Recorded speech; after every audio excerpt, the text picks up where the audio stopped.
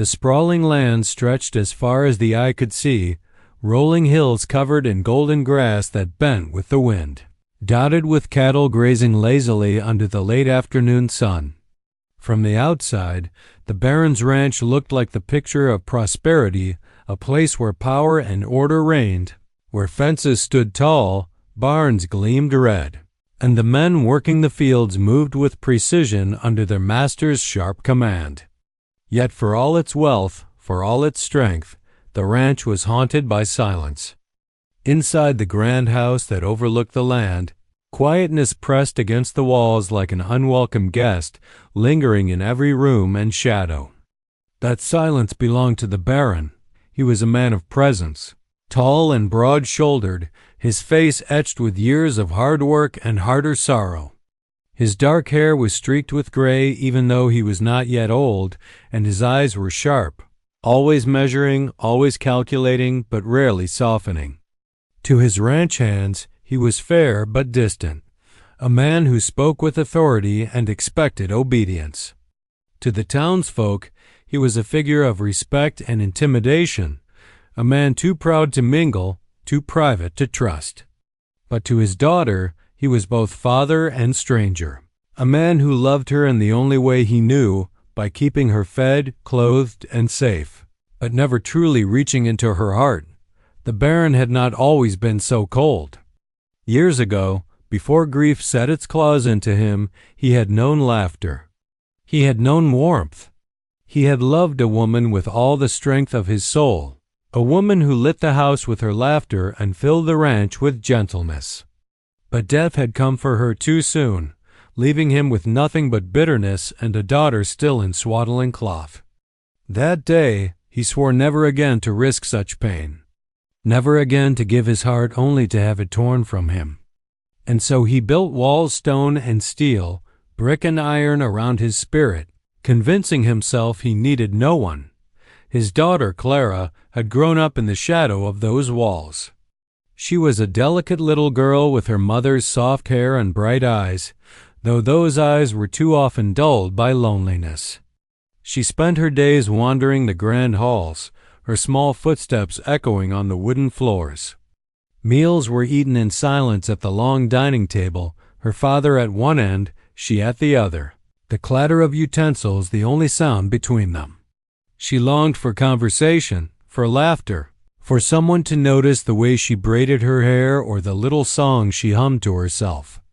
But her father, though he loved her fiercely, expressed it through duty, not tenderness. He ensured she lacked nothing, except the very thing her heart needed most. Warmth got sometimes. Clara would sit on the porch steps at dusk, watching the horizon as the sun bled orange and pink across the sky. She would hug her knees to her chest and whisper to the wind, pretending her mother could still hear her. "I miss you," she would murmur, the words carried into the open land, lost to the cattle and the fading light. And though she did not understand why her father seemed so distant, she felt the ache of it deep in her chest that the house itself seemed to mourn alongside her. Where once flowers had bloomed in the garden, now weeds claimed the soil. Curtains were kept drawn, keeping out the cheer of sunlight. The piano in the parlor gathered dust, its keys untouched since the day her mother's hands no longer played. The ranch hands passed by quietly, respectful of the master's grief, but even they whispered sometimes about the sadness that hung in the air like smoke. The Baron saw his daughter's loneliness, though he rarely let it show. He noticed the way her shoulders slumped, the way her laughter had grown faint.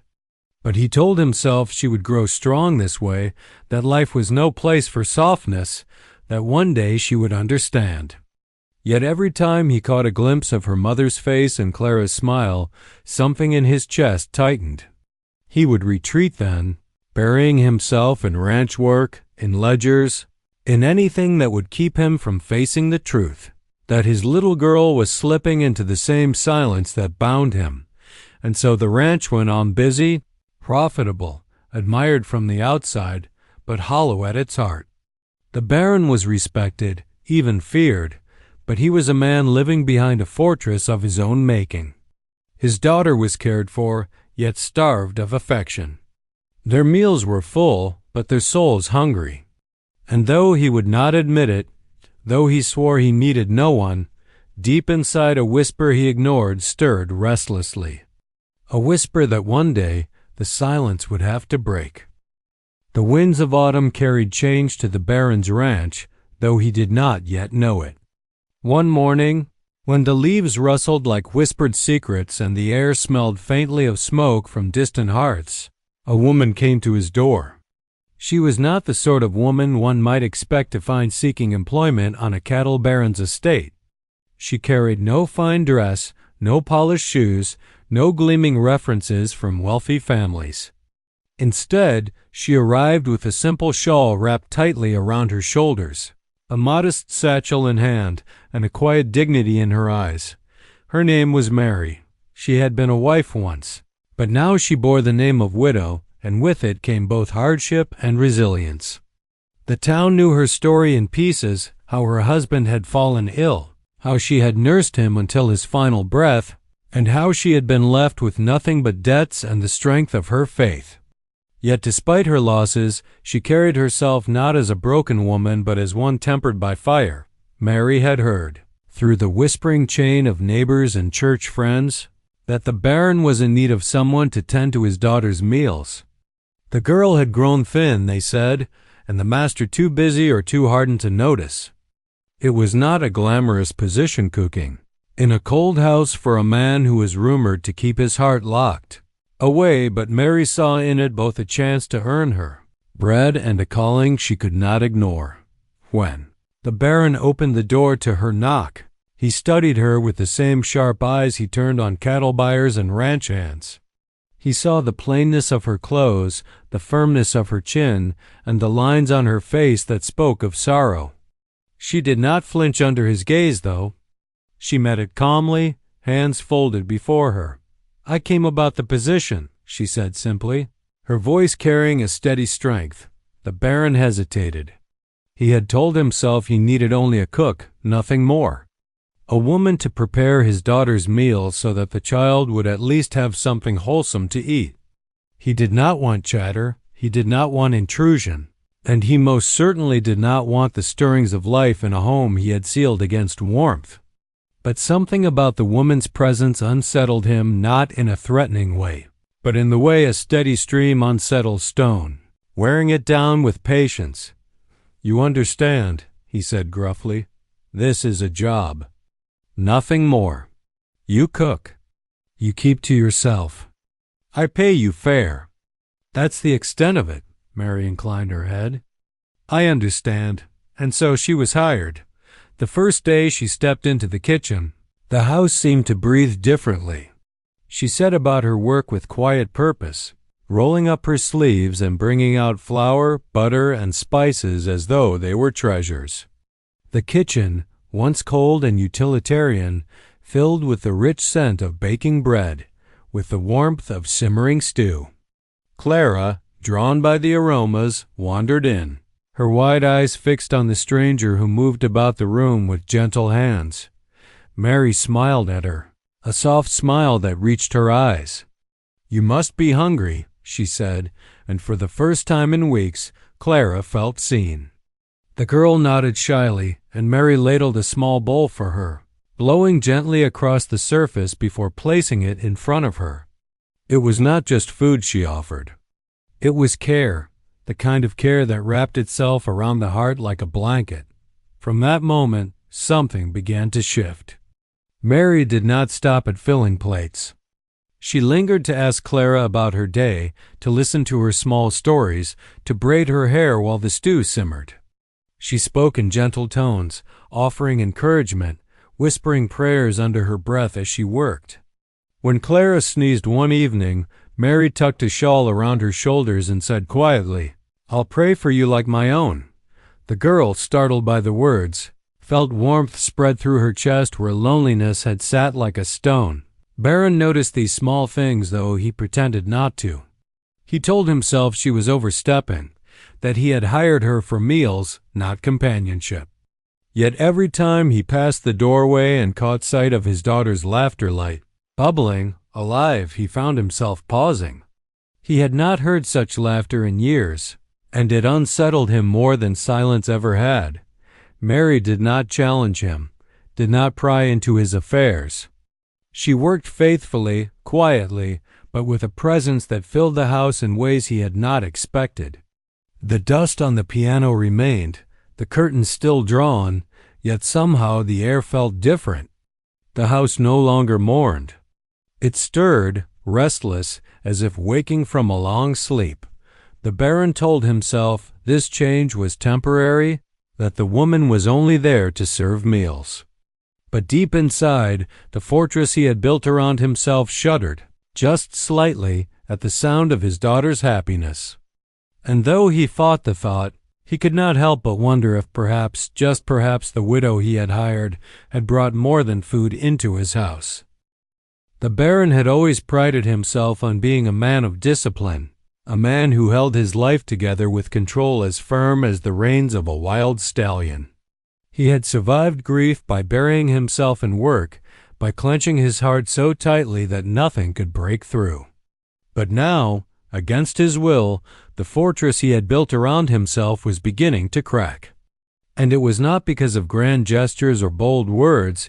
It was because of a widow who prayed softly over meals, who braided his daughter's hair, and who carried sorrow and strength in equal measure. Each evening, he found himself lingering near the kitchen doorway, drawn by the sound of Clara's laughter. Sometimes he caught Mary humming while she worked, her voice warm and steady, filling the house with a quiet peace he had not known in years. He told himself it was dangerous. He told himself he should send her away before her presence unsettled everything he had fought so hard to protect. But when he looked into his daughter's eyes and saw them alight with happiness, he faltered. How could he take away the one person who had restored joy to her life? His struggle deepened the night Clara fell ill with a fever. The girl's small body trembled under blankets, her cheeks flushed and her lips dry. Fear gripped him like a vice, dragging him back to the night his wife had breathed her last, and for the first time in years, the Baron felt helpless. He paced the room, trying to bark orders at the doctor, at the servants, at anyone who would listen. But Mary stayed at Clara's side, calm and steadfast, bathing the girl's forehead with cool cloths, whispering prayers as though the words themselves held healing power. When the Baron finally stopped pacing and looked at her, he saw not panic, not fear, but a steady love that wrapped itself around his daughter like armor. "She will be all right," Mary said softly, glancing up at him. "I'm praying for her like my own. The Lord hears, even in the darkest night." Something in him broke at those words. He had not prayed since his wife died. He had shut the heavens out, just as he had shut everyone else out. Yet here was this woman, not asking for anything, not demanding his trust, but giving it freely, giving his daughter the kind of devotion he himself did not know how to offer. For a long moment he could not speak. His throat burned, and though he tried to swallow it down, he felt the sting of tears behind his eyes. He turned away before she could see Dot. In the days that followed, Clara recovered, her fever fading under Mary's care. The Baron watched quietly, torn between gratitude and fear. Gratitude, because Mary had saved his little girl from despair and illness. Fear, because every act of kindness from her chipped away at the armor around his heart. He knew what it meant to love a woman, and he knew the cost when love was taken away. He would not risk that wound again, yet his resolve weakened each time Mary spoke with sincerity. One afternoon, he found her in the garden with Clara, kneeling in the soil and teaching the girl how to plant herbs. The sight stirred something long buried within him. The garden had once been his wife's pride, now overrun with weeds. But under Mary's hands, it seemed to come alive again, green shoots pushing through the earth. Clara's laughter mingled with Mary's soft words, and for a moment the ranch no longer felt like a mausoleum of grief. It felt like a home. That evening, as they sat at supper, Clara bowed her head before the meal. "Thank you for this food," she prayed softly, her small voice trembling with new confidence. "And thank you for Miss Mary, who takes care of me." When she lifted her head, the Baron's chest ached. His daughter had never prayed aloud before. She had learned it from Mary Dot after the girl had gone to bed. The Baron lingered at the table. The silence stretched between him and Mary, but it was not the cold silence he had known for years. It was weighted, full of things unsaid. At last he spoke, his voice rough. "Why do you do it? Why do you care for her as if she were your own?" Mary's eyes lifted to his, calm and unwavering. "Because love doesn't shrink when sorrow comes," she said gently. "It grows if we let it. I lost my family, but my heart still has room. And your daughter needs someone to pray for her, to hold her, to see her. If I can give her that, then I will." Her words pierced him deeper than he wanted to admit. He clenched his jaw, forcing himself to look away, but her sincerity lingered, echoing in his heart long after she left the room. That night, as he lay awake in the dark, he realized the truth he had been fighting. He feared this woman not because she threatened his order, but because she threatened his grief. She made him feel again, and that terrified him more than loneliness ever had. The Baron told himself he could keep his distance, that he could honor her kindness without letting her into the fortress of his heart. But already cracks were spreading through the walls he had built, and he knew, though he tried to deny it, that he could not ignore them forever. For a time, the ranch seemed to find a rhythm it had not known in years. Clara thrived under Mary's care. Her cheeks were round with health, her laughter bright as morning bells, her spirit lively with the kind of joy only a child who feels safe can know. The house, once shrouded in shadows, began to hum with quiet life. Meals no longer passed in silence. Clara filled the air with chatter about the garden, the new hymns she had learned, or the cookies Mary had taught her to shape like stars. Even the ranch hands noticed, their glances softer when the girl skipped past them with her braids bouncing. But peace, as the Baron well knew, was fragile, and the world outside his gates had sharp eyes and sharper tongues. Whispers began in town, at the general store and the church pews. Folks had long been curious about the Baron, the wealthy rancher who kept himself aloof, who raised his daughter behind iron fences and rarely joined community gatherings. So when a widow from modest means was seen traveling up his long drive day after day, tongues wagged. Some said she was clever, that she had found her way into the Baron's house by cooking her way into his good graces. Others said she was ambitious, aiming not just for the job but for the Baron's wealth, his name, his home. A few women, jealous or suspicious, called her bold for daring to place herself where the Baron's late wife had once. Walked out. Mary heard the whispers when she went to town for flour or soap. She kept her chin high, answering polite greetings with the same quiet dignity she always carried. But inside the words stung. She had taken the position not for wealth, not for ambition, but because a little girl needed care and because she could not ignore the pull on her heart. She prayed for strength, asking for patience to endure the gossip without bitterness. The Baron, too, caught wind of the talk. A ranch hand mentioned it one evening, hesitating as though he feared the master's wrath. The Baron's jaw tightened, his fists clenching at the thought of strangers slandering the woman who had brought his daughter back to life. Yet anger quickly twisted into fear. What if the talk was true? What if he had been blind to her intentions? He had built his life on caution, on refusing to let anyone close enough to wound him again. Was he now opening his home and his heart to danger?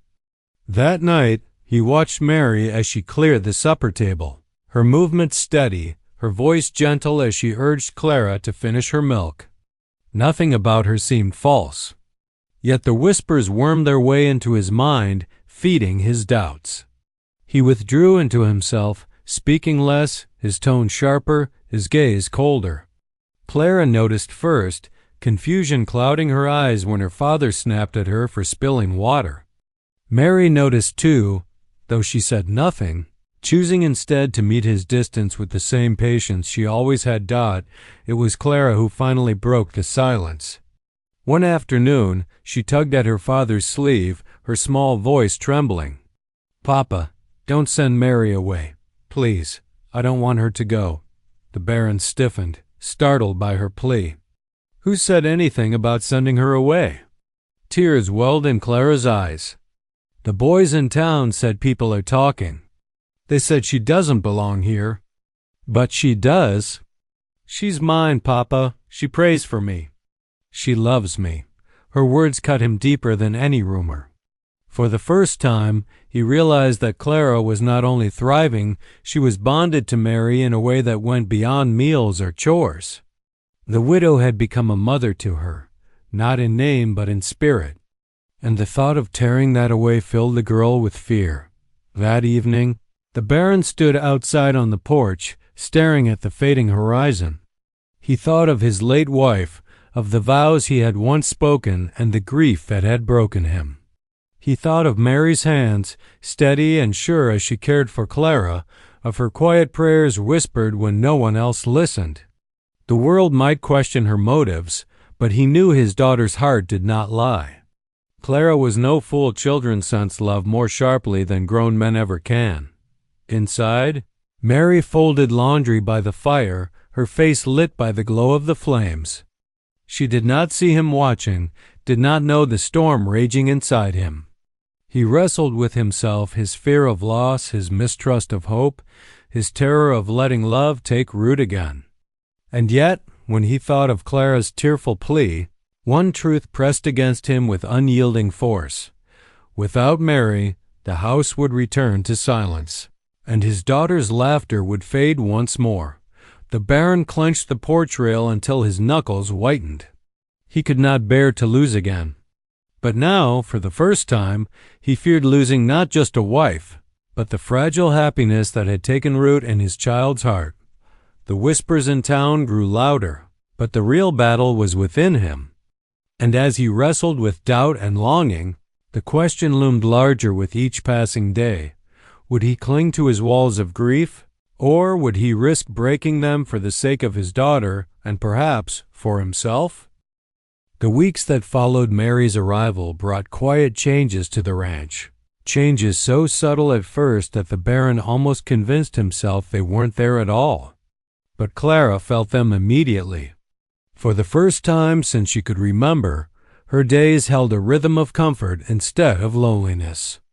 Each morning she woke to the aroma of warm bread or porridge sweetened with honey. She would tiptoe into the kitchen where Mary already bustled about, her sleeves rolled and her hands dusted with flour, humming soft hymns under her breath.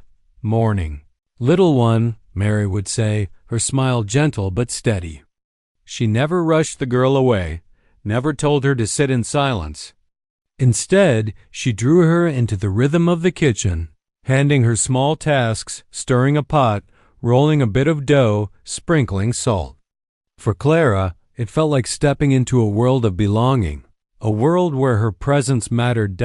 It wasn't just the food that filled her. It was the tenderness wrapped around every act.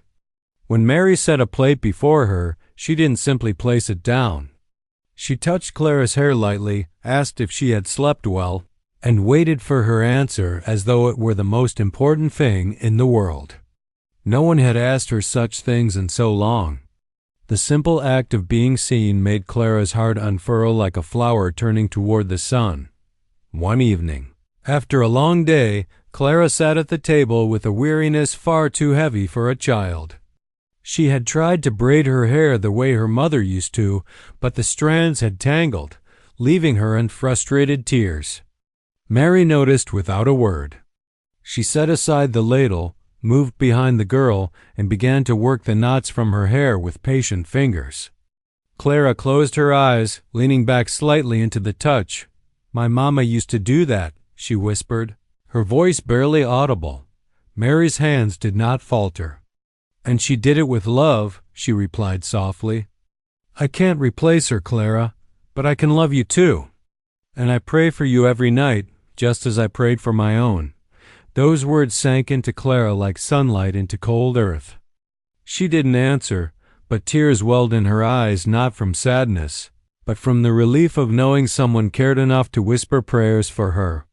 That night, she went to bed with a peace she hadn't known in years. The Baron, though he never entered the kitchen while Mary worked, couldn't ignore the difference in his daughter. Her cheeks, once pale, now glowed with color. Her laughter, light and bright, began to echo through the halls, spilling into places that had long been filled with silence. She spent afternoons chasing butterflies in the yard, singing little tunes she and Mary had made up together, her small voice carrying like a bell across the ranch. At first, the Baron told himself this was simply because the girl was being fed properly. That was what he had paid the widow for, after all. But deep down, he knew it was more. He saw it in Clara's eyes when she looked at Mary, how they shone with the kind of trust and affection only a child can give freely. He saw it in the way she lingered near the kitchen, in the way she talked more at supper, filling the long, empty silences with stories of what she and Mary had done that day. One evening, the Baron found himself standing just outside the doorway, unseen. Mary was teaching Clara a simple hymn, her voice low and soothing. Clara sang back, stumbling over the words, then dissolving into giggles when Mary corrected her with exaggerated kindness. The sound of their laughter struck him like a hammer on stone, breaking through the walls he had built around himself. It had been so long since he'd heard such a sound in his home, so long since joy had dwelt beneath his roof, yet instead of welcoming it, he stiffened. Memories surged, raw and painful. The memory of his late wife's laughter, of the life they had once shared. The Baron turned away, retreating into his study, where the ledgers and papers could not wound him with memory. Still, even as he tried to bury himself in work, the sound lingered in his ears, softening something he did not want softened. Meanwhile, Clara blossomed. She grew bolder, more talkative, and every evening she pulled her father into her world. "Papa, today Mary showed me how to knead dough," she announced one night, pride shining in her face. "And she says I'm getting quite good." She beamed at him, waiting for praise, and the Baron, caught off guard, found himself nodding gruffly. "That's fine," he muttered. But inside, he marveled at the light in her eyes. Mary never intruded on his space. She never asked more than her position required, never spoke out of turn. But her presence was undeniable, like the scent of roses drifting into a room even when the door is closed. The Baron knew she was changing his daughter. What unsettled him more was the growing realization that she was changing him as well. For Clara, though, there was no such turmoil. For the first time since her mother's passing, she felt whole. She no longer whispered to the wind at dusk, hoping someone beyond the horizon might hear her. Now she whispered her prayers at night, knowing Mary whispered them too. And in the safety of that love, a little girl's broken heart began to heal. The morning sun spilled over the rolling hills like a promise of peace, bathing the Baron's estate in a soft golden glow. Life on the ranch had settled into a rhythm unlike any the Baron had ever known before. For years his home had been filled with silence, broken only by the clip of hooves or the stern commands he barked to his men. Now, laughter echoed through the halls, gentle prayers were whispered before meals, and the smell of bread baking in the kitchen felt like a reminder that love had found its way into his life when he least expected it. The widow had become more than just a hired woman in his home. She had become the quiet heart of it. She moved about the place with grace, seeing to his daughter's needs, guiding her with a tenderness that made his chest ache. She had once told him, in a trembling voice, "I pray for her like my own," and he had not forgotten it. Those words had unlocked something in him, something he had buried with his grief. And he found himself watching her in ways he never should have. She was not just a caretaker, she was a woman of quiet strength, and her very presence reminded him of all the pieces of himself he had long believed were lost. But though feeling stirred in him, The Baron remained cautious. He was a man who had known loss, and love to him felt like a dangerous fireworm. Yes, but also capable of burning everything he held dear. He had sworn never to take another wife, convinced that opening his heart again would only bring pain. Yet, every time his daughter's laughter rang out as she clung to the widow's hand, every time he caught the widow humming softly while kneading dough or sewing by the fire, he felt that vow weaken. The turning point came one evening after supper. The little girl had fallen asleep in her chair, her head nestled against the widow's shoulder. The widow had carried her gently to her room, tucking her in with a mother's devotion, before returning to find the Baron standing by the fire, his jaw tight, his hands clenched at his sides as though wrestling with something inside him. She paused in the doorway, uncertain, but he finally turned to her, his voice rough. "You've given her back her smile," he said quietly, his gaze fixed on the flames.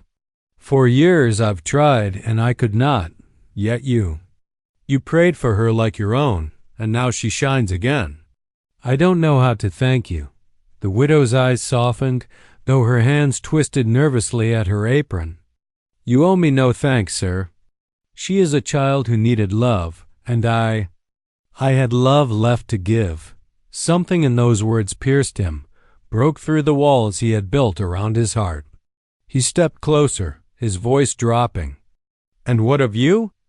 You give and give, but who prays for you?" Her breath caught, tears stinging her eyes at the question no one had ever asked. "Perhaps," she whispered, her voice trembling, "perhaps I stopped asking for myself a long time ago." Silence stretched between them, filled only by the crackle of the fire. Then, with a heaviness and a certainty, the Baron reached for her hand. Rough, calloused fingers closed gently around hers, and for the first time in years, he allowed himself to feel the warmth of another soul against his. "I will pray for you," he said hoarsely. "Every day for as long as I live." The widow's tears spilled then, not of sorrow, but of a hope she had long abandoned. And in that moment, the Baron knew he could no longer deny what had grown between them. His daughter had found a mother in the widow, and he, though he had fought it fiercely, had found the companion his soul had been yearning for. Weeks later, when the Baron asked her, with all the humility of a man who had once sworn to walk alone, to stay not as a hired caretaker but as his wife, she looked at his daughter first. The little girl beamed, clapping her small hands and begging, "Say yes, Mama. Please say yes." The widow's tears fell again, and she nodded, her voice breaking. "Yes, 1,000 times yes." The Baron pulled them both into his arms. No longer the man who wanted no wife, but the man who had discovered that love, when blessed by prayer and sacrifice, was the greatest wealth he could ever hold. And so, the estate was no longer a place of shadows and silence, but a home alive with love, laughter, and the strength of a family bound not by blood alone, but by the choice to heal one another's hearts.